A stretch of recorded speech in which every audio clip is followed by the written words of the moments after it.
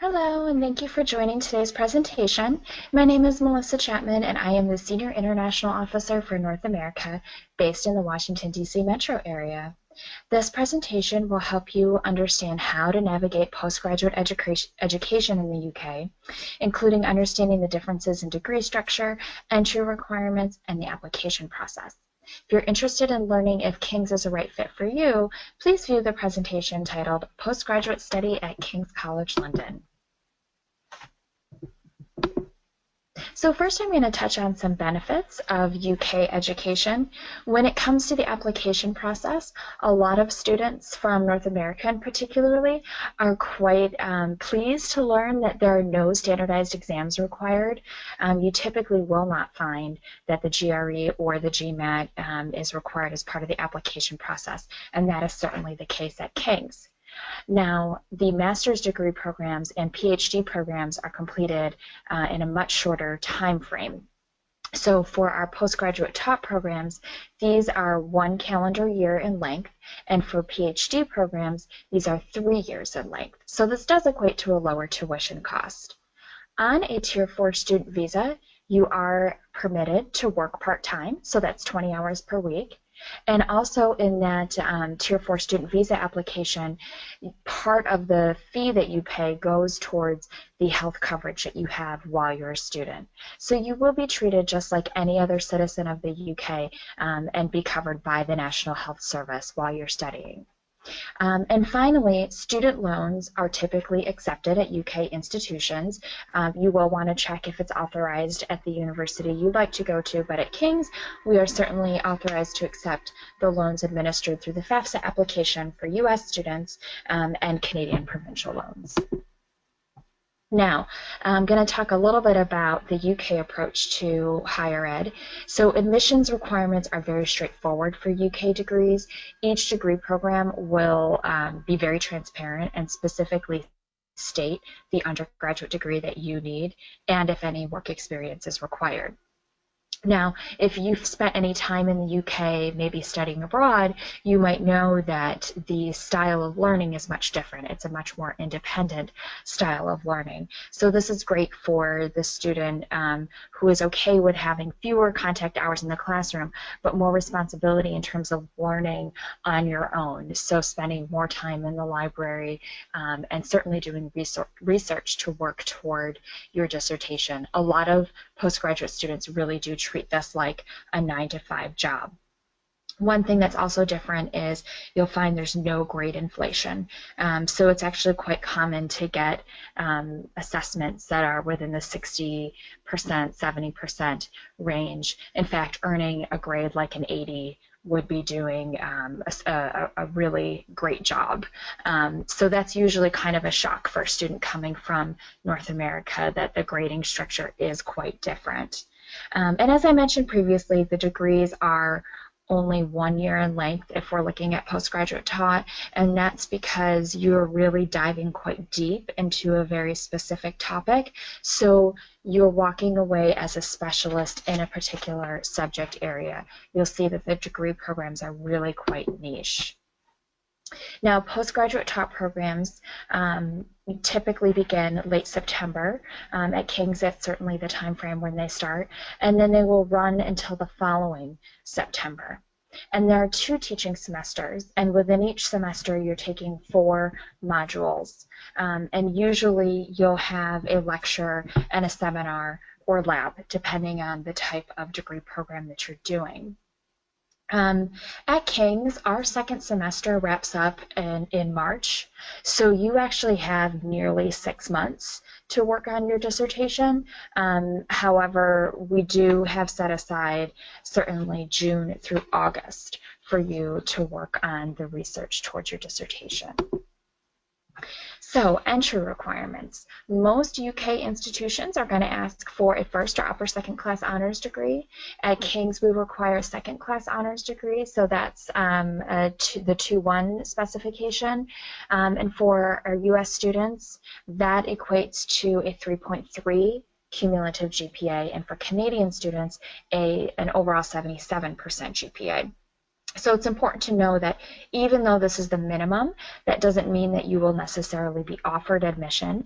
Competition can be quite stiff in particular degree programs. So that meeting that minimum academic requirement will allow you to proceed on through the review process, but you're going to really need to also invest a lot of time in your personal statement and your letters of recommendation. So in terms of the application process, at King's we offer mainly the MA, which is for arts and humanities-based programs, or the MSc, which is for sciences and social science-based programs. Now, each degree program will specify the entry requirements, so it'll let you know the relevant background that you need to have. And applications are reviewed on a rolling basis, so you don't need to wait until the deadline to apply, because as soon as you submit your app and once it's a completed application, meaning all materials have been received, there's roughly around a four-week turnaround time for you to learn an admissions decision. So in addition to submitting an online application, you're going to provide a personal statement. And this is going to be an academic piece of writing. So you don't want to include your life story in here, coming of age story, quotes. You're really going to be very specific about why this degree program, why you want to enroll in this program specifically at King's, what you can contribute to your cohort, and how you see this contributing to your career goals.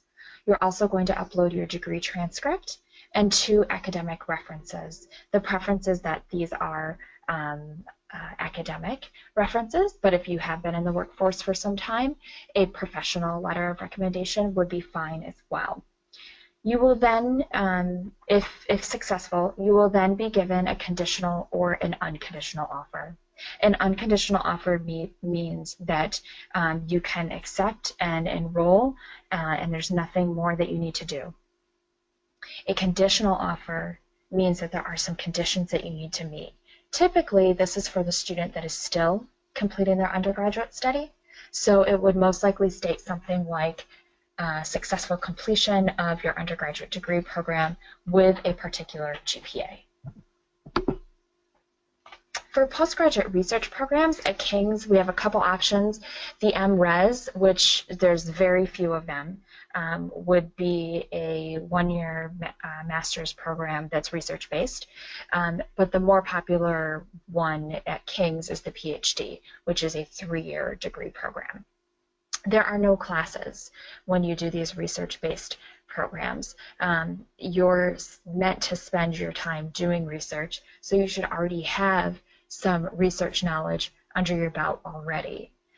In terms of applying for the PhD program, you really will need to know specifically what you want to research and how you see your time going during the degree program. You don't necessarily need to have a master's degree for all of our PhD opportunities, but that can be preferred because that means that you've already have some specialty knowledge in the area, and hopefully that master's program allowed you to do some research. In terms of the application process for the PhD programs, you will need to identify a supervisor prior to beginning the application, and that will mean scoping out the department in which you want to study and finding a supervisor who is doing similar research to what you would like to do. You will then reach out to them and find out if they are interested in working with you and if they have capacity to supervise another student. You will also provide them with a 3,000-word proposal outlining your proposed research. Now, it's important to know that unlike what you might find in North America, funding for PhD students is not guaranteed, and there's not as much funding to go around.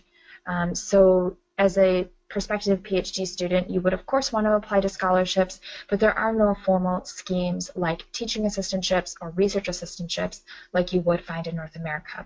So what students typically do is inquire with their potential supervisor about any funding sources they may have, such as grants that could help fund you as a student.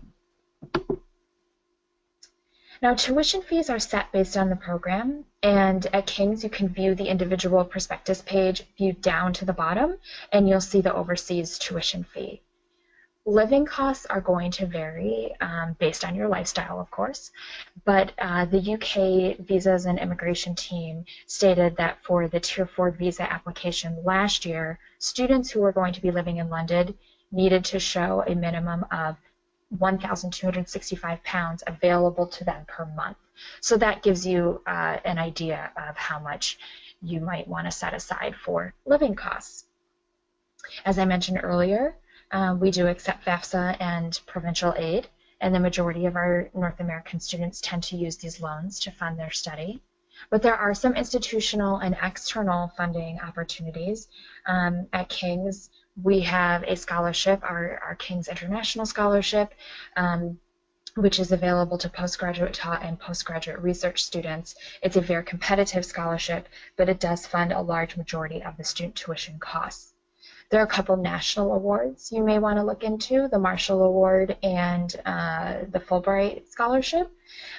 They have very early application deadlines. It's the October of the year prior to when you want to begin your study. So you need to really think far in advance about submitting that application. But we do suggest that students investigate ways to cobble together multiple sources of funding, really do your research looking into different organizations in the for-profit and nonprofit sectors which are willing to help fund international study experiences. So looking at corporations in relevant industries, religious groups, small businesses, charitable individuals, and asking them for assistance. And oftentimes, if you are asking them for help, you want to provide them something in return. So that could be an update on how your research is going, or some other form that they might see fit that would be useful information for them to know. Now you'll find that there's a plethora of support for international students in the UK, and at King's we have several ways to offer you support. The graduate school is a separate department which solely supports postgraduate students. It offers resources like webinars and courses to help you enhance your writing skills, your publishing skills, working on statistics and data management. The graduate school also administers all of our scholarships for postgraduate study. We have what's called the Compass, and this is a resource that exists to really help support students in any aspect. So whether it's acclimating to life in London, support with money and banking, understanding your housing rights, if you need counseling, anything along those lines, there's resources there for you. At King's, you'll receive a personal tutor within your academic department. This person is going to help guide you throughout your time at King's, and they're there for support in your academic life, but also just general support as well. The relationship is driven by the student, and this person will be the one who will give you the okay for your dissertation and let you know whether or not you will successfully complete your degree program. We also have support and accommodation for students with physical and learning differences. In regards to immigration, we have a team of highly trained up student advice staff that can provide advice on anything related to the Tier 4 student visa. And lastly, your health is really important to us, and so we do have a National Health Service health center on campus for our students. So I just want to cover a few common, frequently asked questions that I get before I end the presentation. The first one is, I've studied a different subject area at the undergraduate level. Can I change to a different subject area at the postgraduate level? And the answer is, it's very challenging to do so unless you minored in that subject area as an undergraduate student, or you have significant work experience in that field. So if you are looking to make a drastic change from your undergraduate course of study to your postgraduate course of study, you will really need to demonstrate in your personal statement why that is the case and how you are qualified for this master's degree program. Secondly, will my UK degree be recognized in the US? And the answer is yes. We have over 8,000 alumni in North America, and many of them are successfully working here in the US and Canada, so absolutely your degree will be recognized. The only time that we suggest really researching whether or not getting a foreign credential is wise is if you are looking into a profession that requires licensure to practice. So medicine, dentistry, physiotherapy, psychiatry, those types of professions, you really want to look at your state or provincial or federal licensure requirements. And then lastly, a lot of UK and EU passport holders will ask if they qualify for home tuition. The answer is that is not based, your tuition rate is not based on your citizenship. It's also based on your residency. So you need to be residing in the UK or EU for 3 out of the last 5 years in order to qualify for home tuition. You will, however, not need to apply for a Tier 4 student visa if you hold a UK or EU passport. Well, I hope you found this presentation useful. If you are a prospective student in the US or Canada, please feel free to reach out to me. Here's my email address and phone number, and I'd be happy to help. Thanks.